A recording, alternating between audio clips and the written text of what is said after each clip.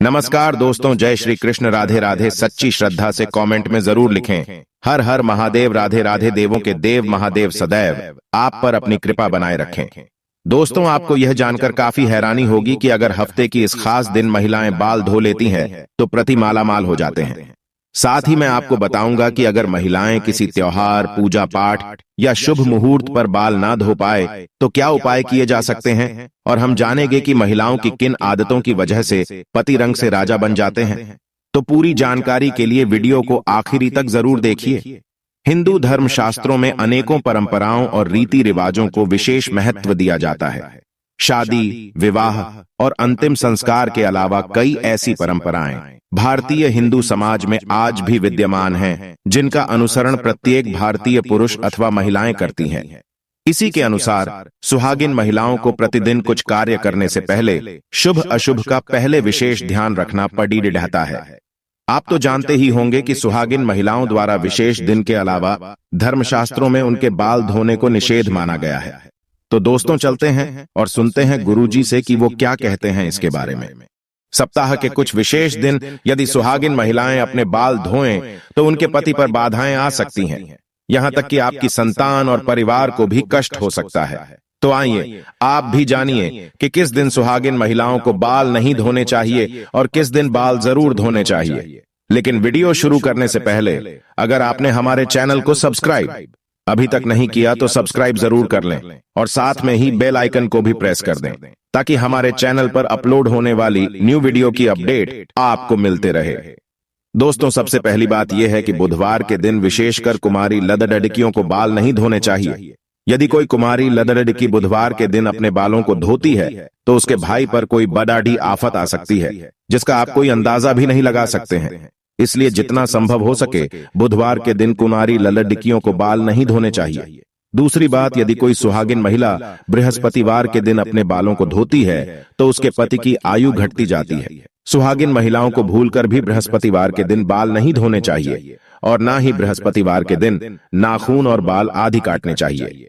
ऐसे में आपको बृहस्पतिवार के दिन घर में पोछा भी नहीं लगाना चाहिए और ना ही बृहस्पतिवार के दिन कप डीडे आदि धोने चाहिए। अगर आप ऐसा ही करते हैं तो आपके परिवार पर बहुत बड़ी विपदा सकती है। तीसरी बात, यदि कोई शादीशुदा महिला सोमवार के दिन बाल धोती है तो उसकी बेटियों और बेटों पर कोई बड़ा संकट आने की संभावना बनी रहती है। परिवार को किसी बड़े आर्थिक संकट का सामना करना पड़ सकता है। ऐसे में शादीशुदा महिलाओं को सोमवार के दिन भी बाल नहीं धोने चाहिए। चौथी बात, तो चलिए दोस्तों अब आपको बता दें कि किस दिन बाल जरूर धोने चाहिए। तो वह दिन है शुक्रवार को बाल जरूर धोएं, क्योंकि शुक्रवार को बाल धोना बहुत ही शुभ माना जाता है। तो महिलाएं इस दिन को एक नियम की तरह ही बना लें ताकि उन्हें धन, धान्य और सुख संपत्ति की प्राप्ति हो। पांचवी बात, यह सदैव याद रखें कि अगर आप किसी वार का व्रत रखते हैं तो उस दिन भूल से भी बाल न धोएं। जैसे अगर आपने सोमवार का व्रत रखा है तो उसके 1 दिन पहले बाल धोकर आप शुद्ध हो जाएं।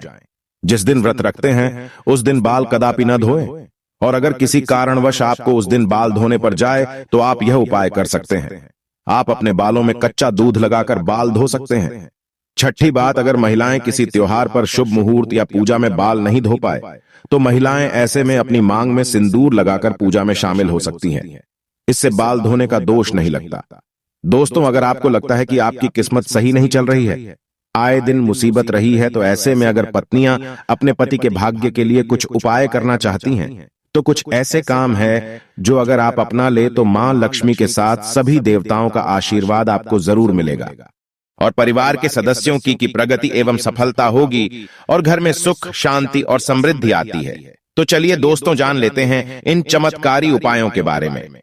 रोज सुबह उठकर अपनी हथेलियां देखें। दोस्तों, रोज सुबह जब आप उठे तो सबसे पहले दोनों हाथों की हथेलियों को कुछ देखकर चेहरे पर 3-4 बार फेरे। धर्म ग्रंथों के अनुसार हथेली के ऊपरी भाग में मां लक्ष्मी, बीच में मां सरस्वती व नीचे के भाग में भगवान विष्णु का स्थान होता है। इसलिए रोज सुबह उठते ही अपनी हथेली देखने से भाग्य चमक उठता है और कई तरह के सुनहरे अवसर भी मिल सकते हैं। भोजन के लिए बनाई जा रही रोटी में से पहली रोटी गाय को दें। धर्म ग्रंथों के अनुसार गाय में सभी देवताओं का निवास माना गया है, पर प्रतिदिन गाय को रोटी दी जाए तो सभी देवता प्रसन्न होते हैं। और आपकी हर मनोकामना पूरी कर सकते हैं। सुबह झाड़ू पोछा करें। घर को हमेशा साफ स्वच्छ रखना चाहिए। रोज सुबह झाड़ू पोछा करें। सूर्यास्त के बाद झाड़ू पोछा नहीं करना चाहिए। ऐसा करने से मां लक्ष्मी रूठ जाती है और व्यक्ति को आर्थिक हानि का सामना करना पड़ सकता है। धर्म ग्रंथों के अनुसार जो व्यक्ति सूर्यास्त के बाद झाड़ू पोछा करती हैं, देवी लक्ष्मी उस घर में निवास नहीं करती और वहां से ये चली जाती है। रोज सुबह स्नान आदि करने के बाद पीपल के पेड़ पर एक लोटा जल चढ़ाएं।